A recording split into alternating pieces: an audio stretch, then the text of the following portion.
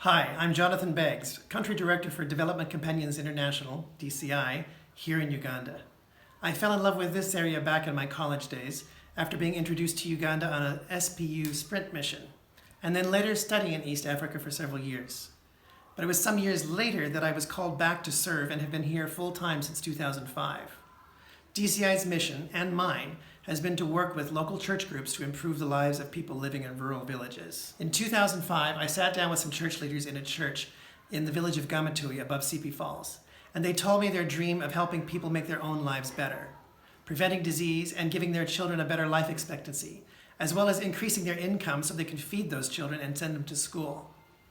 Together, we designed a curriculum for a 3-year program to teach illiterate adults the basics of reading and writing in the national language, which is English, and the local language they use every day. We also covered math through multiplying fractions and percentages so they can engage in business transactions, and Bible so they can learn that God loves them and has a plan for them. Then we added health and lifestyle information, parenting, civics, and other social development areas, and improved agricultural skills. And a big subject, entrepreneurship training, so every graduate of our program is equipped to run some sort of small business, from selling eggs to produce to opening a tiny store or managing wholesale for all the farms around them. We do this very economically. There are no DCI buildings. We meet in a local church or even under a tree for classes.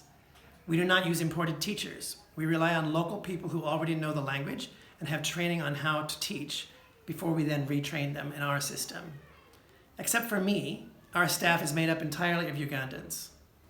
So far, more than 1,500 students have graduated from our program in many different villages.